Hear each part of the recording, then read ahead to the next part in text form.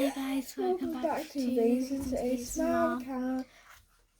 And today we're going to be reading a book from Roald Dahl called Matilda. We've seen a lot of people do this, but we fail. Yeah, we failed 4 times. But we're going to be taking turns of reading one page at a time. Yeah. And also, as you can see, we've got Matt's noisy lights and glitter. So let's get started. So I'm just going to be introducing you to the characters. Matilda, Mikhail, Mr. and Mrs. Wormwood, Bruce Bogtrotter, Miss Honey, Amanda Thurp, and Miss Trunchbull. Okay. The reader of books. It's a funny thing about mothers and fathers. Even when their own child is the most disgusting little bluster you could ever imagine, they still think that he or she is wonderful. Some parents go further. They become so blinded by adoration, they manage to convince themselves their child has qualities of genius. Well, there is nothing very wrong with all this. It's telling us about the brilliance of their own revolting offspring that we start shouting, "Bring us a basin! We're going to be sick!" You'll go on page. School teachers suffer a good deal from having to listen to this sort of twaddle from proud parents, but they usually get their own back. When the time comes, write the end of term reports. If I were a teacher, I would cook up some real scourges of children of doting parents. Your son Maximilian, I would write, is a total washout. I hope you have a family business you can push into when he leaves school, because he sure as heck won't get a job anywhere else.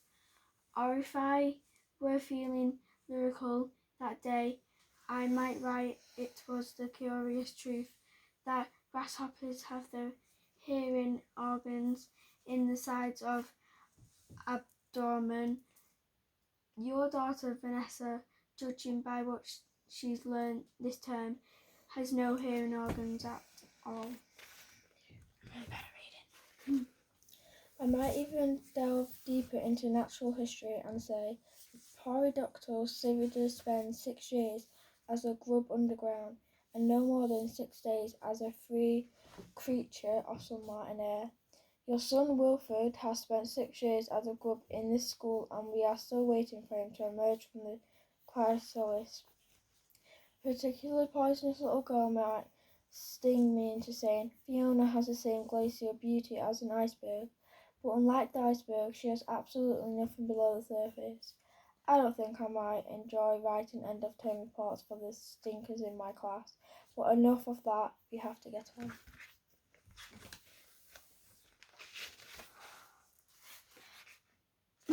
What about if you read up to that bit? Yeah. And then you can... Occasionally, one comes across parents who take the opposite line, who show no interest at all in the children, and these of course are far worse than the doting ones. Mr. and Mrs. Wormwood were two such a daughter called Matilda, and the parents looked upon Matilda in particular as nothing more than a scab. A scab is something you have put in until the time comes when you can pick it off and flick it away. Mr. and Mrs. Wormwood looked forward enormously to the time when they could pick their little daughter off and flick her away, preferably, I don't know that word, into the next country or even further than that.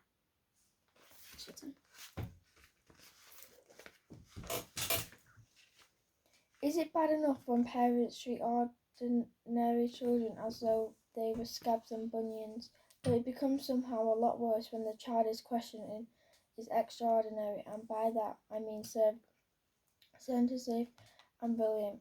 Matilda was both of these things, but above all she was brilliant. Her mind was so nimble and she was quick to learn their abilities should have been obvious even to most half-witted of parents. But Mr. and Mrs. Wormwood was so harmless and so wrapped up in their own silly little lives that they failed to notice anything unusual about their daughter.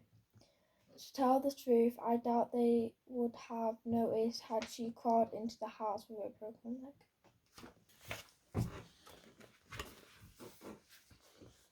Matilda's brother Mitchell was a perfectly normal boy, but the sister, as I said, was something to make your eyes pop. By the age of 1.5, her speech was perfect, and she knew as many words as grown-ups. The parents, instead of applauding her, called her noisy chatterbox and told her sharply that small girls should be seen and not heard.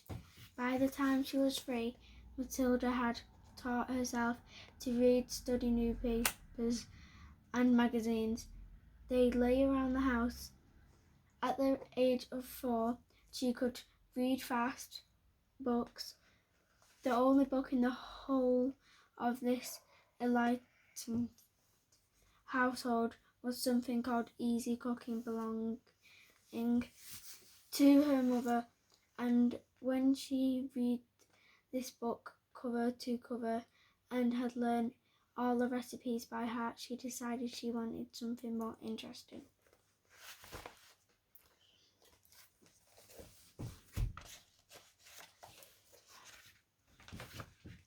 Daddy, she said, do you think you could buy me a book?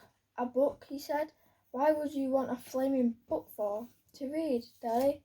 What's wrong with the telly, for heaven's sake? We've got a lovely telly with a 12-inch screen, and now you can come asking me for a book. You're getting spoiled, my girl. Nearly every weekday afternoon, Matilda was left alone in the house. Her brother, 5 years older than her, went to school. Her father went to work, and her mother went out playing bingo in town 8 miles away. Mrs. Wormwood was hooked on a bingo and played in 5 afternoons a week. On the afternoon of the day when her father had refused to buy her a book, Matilda sat all by herself to walk out to the public library in the village. When she arrived, she introduced herself to the librarian, Mrs. Phelps. She asked if she might sit a while and read a book. Miss Phelps, slightly taken aback at the arrival of such a tiny girl, Take a deep breath. A parent, nervous, told her.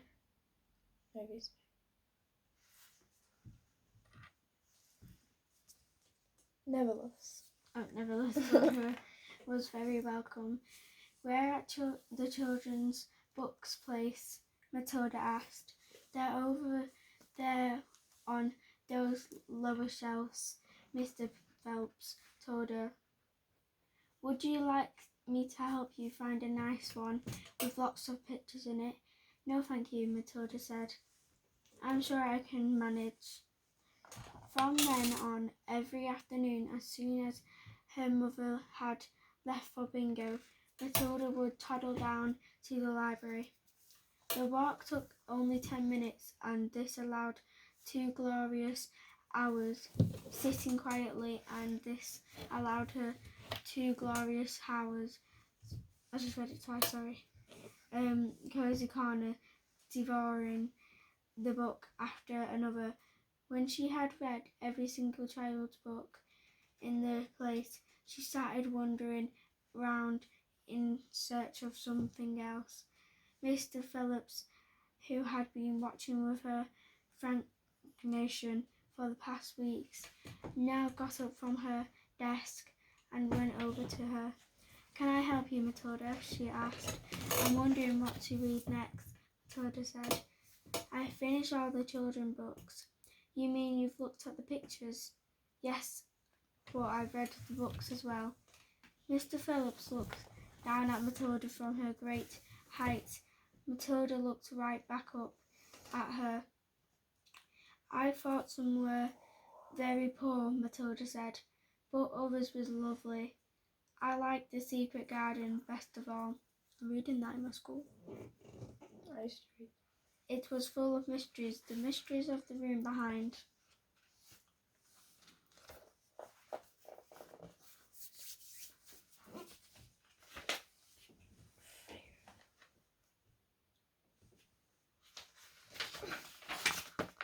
So you can all read it. Just read it. I get to read that. You don't. You read that bit, I read that bit. And then, Right. oh gosh, you have to sing a poem. Me? Okay, go. Back. The closed door and the mystery of the garden behind the big wall. Mrs. Phelps was stunned. Exactly how old are you? Matilda, she asked. 4 years and 3 months, Matilda said. Mrs. Phelps was more stunned than ever, but she had this sense not to show it. What sort of book would you like to read next? She asked. Matilda said, I would really like a good one that grown-ups read. A famous one. I don't know any names. Mrs. Phelps looked along the shelves, taking her time. She didn't quite know what to bring out. How she asked herself, Does one choose a famous grown-up for a 4-year-old girl? Her first thought was to pick a younger teenage romance of the kind for written 15-year-old schoolgirls, but for some reason she found herself instinctively walking past a particular shelf. Try this, she said at last. It's very famous and very good. If it's too long for you, just let me know and I'll find something shorter and fit easier. Great Expectations, Matilda read, by Charles Dickens. I'll try it. I must be bad, Mrs. Phelps told herself, but to Matilda she said, Of course you may try it. Over the next few afternoons, Mrs. Phelps could hardly take her eyes from the small girl sitting for hour and hour in the big armchair at the far end of the room with the book in her lap. It was necessary to rest. Sorry we had to pause it, it's just a film scene. It on the lap because it was too heavy for her to hold up, which meant she had to sit leaning forward in order to read. And a strange sight it was, this tiny dark-haired person sitting there with her feet nowhere near touching the floor, totally absorbed in the wonderful adventures of Pip and old Miss Havisham and her cobwebbed house, and by the spell of magic Dickens, the great storyteller, had woven this world's. The only moment from the reader was lifting of the hand. Every now and then it turns on over a lifting over a page, and Mrs. Phelps always felt sad when the time came for her to cross the floor, and said, It's been 10:05, Matilda. During the first week of Matilda's visit, Mr. Phelps had said to her, Does your mother walk you down here every day and they take you home? My mother goes Aylesbury every afternoon. Excuse me. To know to play bingo, Matilda said. Can you stop? Sorry. She doesn't know I'm here. But that's surely not right, Miss Phelps said. I think you'd better ask her. I'd rather not, Matilda said. She doesn't encourage reading books, nor does my father. But do you expect to do every afternoon in an empty house, just much around and watch telly? I see. She doesn't really care what I do, Matilda said, little sadly. Mr. Phelps was concerned about the children's safety.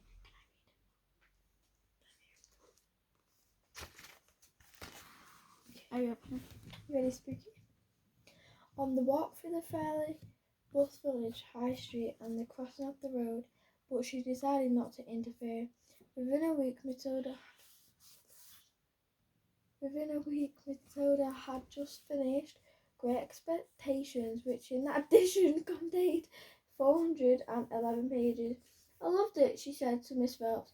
Has Miss Dickens written any others? A great number, said the outstanding Mrs. Phelps. Shall I choose you another?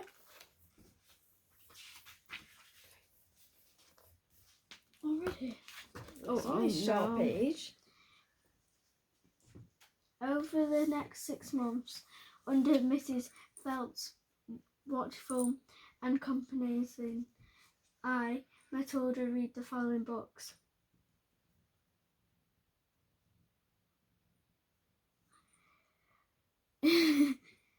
Nicholas Nickleby by Charles Dickens. Oliver Twist by Charles Dickens. Jane Eyre by Charlotte Bronte. Pride and Prejudice by Jane Austen.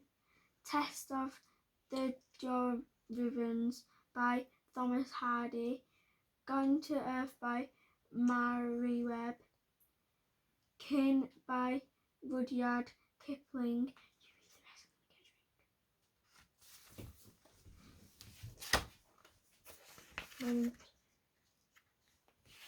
The Invisible Man by H.G. Wells. The Old Man on the Sea by Ernest Hemingway. The Sound and the Fury by William Faulkner. The Grapes of the Wrath by John Steinbeck. The Good Champions by J.B. Priestley. Brighton Rock by Graham Greene. Animal Farm by John Irwin. It was forbidden list, and by now Mrs. Phelps was filled with wonder and excitement. But it probably a good thing that she did not allow herself to be completely carried away by it all. And almost anyone else witnessing the achievements of a small child would have been tempted to make a great fuss and shout the news all over the village and beyond. But not so Mrs. Phelps. She was someone who minded her own business. And had long since divorced. It was seldom worthwhile to interfere with other people's children. Mrs. Hemingway says a lot about I don't understand.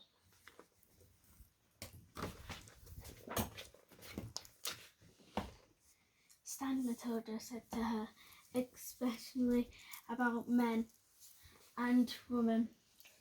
But I loved it in the same. The way he tells it, I feel I am right there on the spot watching it all happen. A fine writer will always make you feel that, Miss Phelps said. And don't worry about the bits you can't understand. Sit back and allow the words to wash around like music. I will. Did you know, Miss Phelps said, the public libraries like this allow you to borrow books and take them home? I didn't know that, Matilda said. Could I do it? Of course, Miss Phelps said. When you have chosen a book you want, bring it to me. I can make a note, and if it's yours for 2 weeks, you can take more than one if you wish. Shall we end it here 'cause it's 18 minutes? Okay guys, we're going to end it here. What page are we on? 12. Right. You read that one? No. Yeah. I was going to say. Yeah, the next bit... Oh god, what's the next chapter soon? The next bit's just this, but we're just going to end it here because my voice is like kind of tired. Yeah.